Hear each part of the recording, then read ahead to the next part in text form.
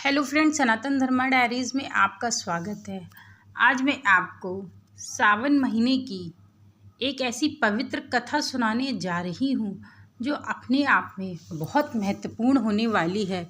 इसको सुनने मात्र से आपके जीवन में बदलाव होना प्रारंभ हो जाएगा और भगवान शिव, माँ पार्वती का आपको आशीर्वाद प्राप्त होगा। आपको आपके जीवन में जो भी समस्याएं चल रही होंगी, आपके जीवन से वह दूर हो जाएंगी।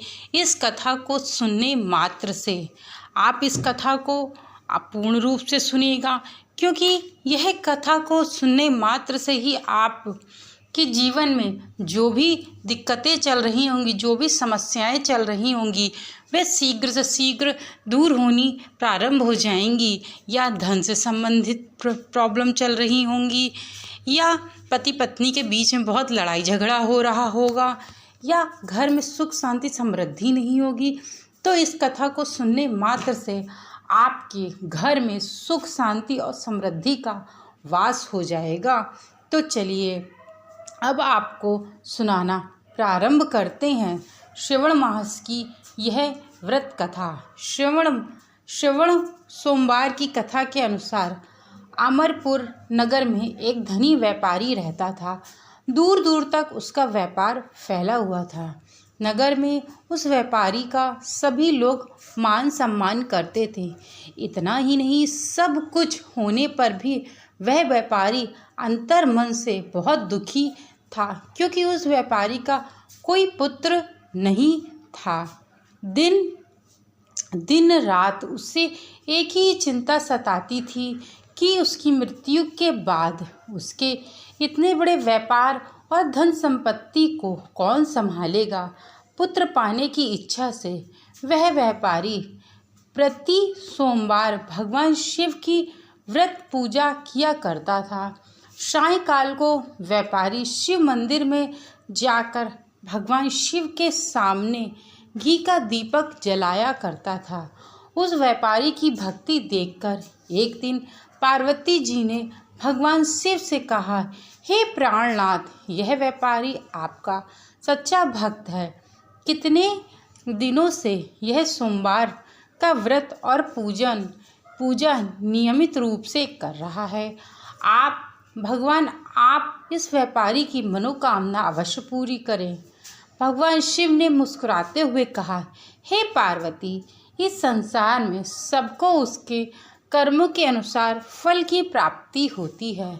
प्राणी जैसा कर्म करता है उन्हें वैसे ही फल प्राप्त होते हैं। इसके बावजूद पार्वती जी नहीं मानी। उन्होंने आग्रह करते हुए कहा, नहीं प्राणनाथ, आपको इस व्यापारी की इच्छा पूरी करनी ही पड़ेगी। यह आपका अन्याय भक्त है। प्रति सोमवार आपका विधिवत व्रत रखता है और पूजा अर्चना के बाद आपको भोग लगाकर एक समय भोजन ग्रहण करता है। आपको इसकी मनोकामना जरूर ही पूरी करनी होगी। आपको इसे पुत्र प्राप्ति का वरदान देना ही होगा। पार्वती जी का इतना आग्रह देखकर भगवान शिव ने कहा, तुम्हारे आग्रह पर मैं इस व्यापारी को पुत्र की प्राप्ति का वरदान तो देता हूँ, लेकिन इसका पुत्र 16 वर्ष से अधिक जीवित नहीं रहेगा। उसी रात भगवान शिव ने स्वप्न में उस व्यापारी को दर्शन देकर उससे पुत्र प्राप्ति का वरदान दिया और उसके बाद पुत्र के 16वें वर्ष तक जीवित रहने की बात भी बताई। भगवान के वरदान से व्यापारी को खुशी तो हुई, लेकिन पुत्र की अल्प आयु की चिंता ने उस खुशी को नष्ट कर दिया। व्यापारी पहले की तरह सोमवार का विधिवत व्रत रखता रहता था। कुछ महीने पश्चात उसके घर अति सुंदर पुत्र पैदा हुआ। पुत्र जन्म से व्यापारी के घर में खुशियां भर गईं। बहुत धूमधाम से पुत्र जन्म का समारोह मनाया गया। व्यापारी को पुत्र जन्म की अधिक खुशी नहीं हुई, क्योंकि उसे पुत्र की अल्पायु के रहस्य का पता था। उस रहस्य घर में किसी को नहीं पता था।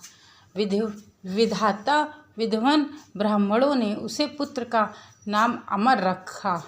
जब अमर 12 वर्ष का हुआ तो शिक्षा के लिए उसे वाराणसी भेजने का निश्चय हुआ। व्यापारियों ने अमर के मामा दीपचंद को बुलाया और कहा कि अमर को शिक्षा प्राप्त करने के लिए वाराणसी छोड़ आओ।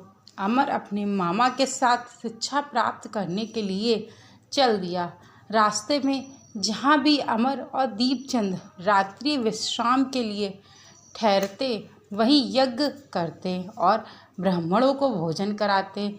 लंबी यात्रा के बाद अमर और दीपचंद एक नगर में पहुँचे। उस नगर के राजा की कन्या के विवाह की खुशी में पूरे नगर को सजाया गया था। निश्चय समय पर बारात आ गई, लेकिन वर का पिता अपने बेटे के एक आंख से काने होने के कारण बहुत चिंतित था। उससे इस बात का भय सता रहा था कि राजा को इस बात का जब पता चलने पर कहीं वह विवाह से इनकार न कर दे, इससे उसकी बदनामी होगी। वर के पिता ने अमर को देखा तो उसके मस्तिष्क में एक विचार आया। उसने सोचा, क्यों ना इस लड़के को दुल्हा बनाकर राजकुमारी से विवाह करा दूं। विवाह के बाद इसको धन देकर विदा कर दूंगा और राजकुमार को अपने नगर में ले आऊँगा। वर के पिता ने इसी संबंध में अमर और दीपचंद से बात की। धन मिलने के लालच में वर के पिता की बात स्वीकार कर ली। अमर को दूल्हे के वस्त्र पहनाकर राजकुमारी चंद्रिका से विवाह करा दिया गया। राजा ने बहुत सारा धन देकर राजकुमारी को विदा किया। अमर जब लौट रहा था तो सच नहीं छिपा सका और उसने राजकुमारी की ओढ़नी पर लिख दिया, राजकुमारी चंद्रिका, तुम्हारा विवाह तो मेरे साथ हुआ है। मैं तो वाराणसी में शिक्षा प्राप्त करने जा रहा हूँ। अब तुम्हें जिस नवयुवक की पत्नी बनना पड़ेगा वह कान्हा है। जब राजकुमारी ने अपनी ओढ़नी पर लिखा हुआ पढ़ा तो उसने कान्हे लड़के के साथ जाने से इनकार कर दिया। राजा ने सब बातें जानकर राजकुमारी को महल में रख लिया। उधर अमर अपने मामा दीपचंद्र के साथ वाराणसी पहुंच गया। अमर ने गुरुकुल में पढ़ना शुरू कर दिया। जब अमर की आयु 16 वर्ष की पूरी हुई तो उसने एक यज्ञ किया। यज्ञ की समाप्ति पर ब्राह्मणों को भोजन कराया और खूब अन्न वस्त्र दान किए। रात को अमर अपने शयन कक्षा में सोने गया। शिव के वरदान के अनुसार शयन अवस्था में ही अमर के प्राण पखेरु उड़ हो गए। सूर्योदय पर मामा अमर को मृत देखकर रोने पीटने लगा। आसपास के लोग भी एकत्रित होकर दुख प्रकट करने लगे। मामा के रोने विलाप करने के स्वर समीप से गुजरती हुई भगवान शिव और माता पार्वती ने भी सुने। पार्वती जी ने भगवान से कहा, प्राणनाथ, मुझसे इसके रोने के स्वर सहन नहीं हो रहे हैं। आप इस व्यक्ति के कष्ट अवश्य दूर करें।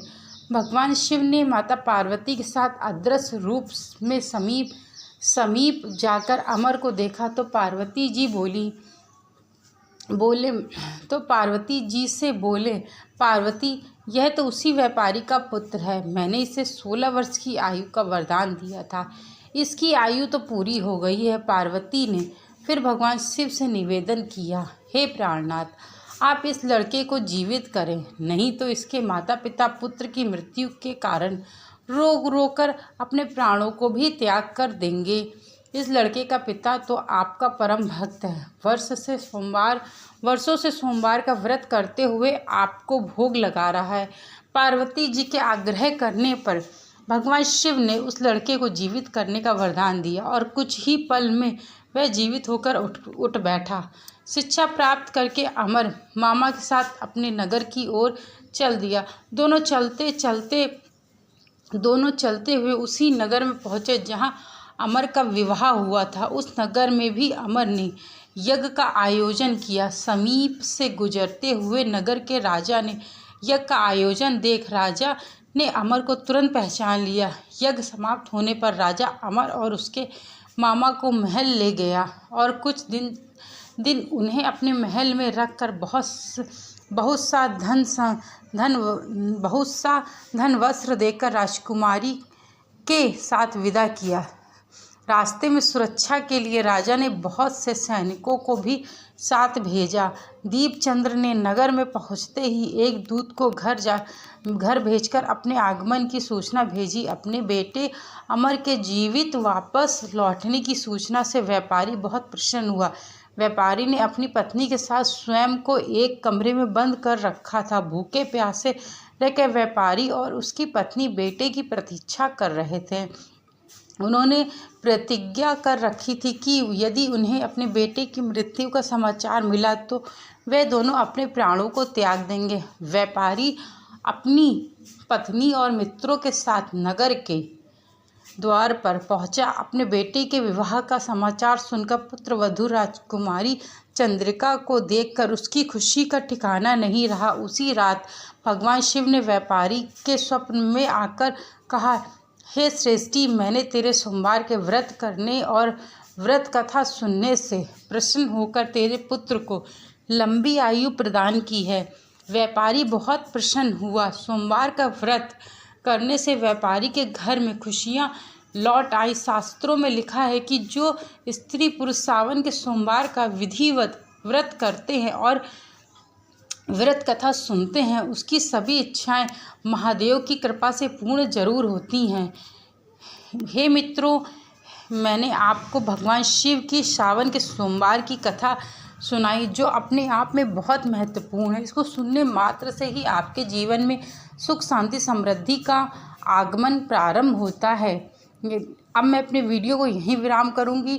Thank you so much video को वॉच करने के लिए। चैनल को लाइक शेयर सब्सक्राइब करना मत भूलिएगा। Thank you so much.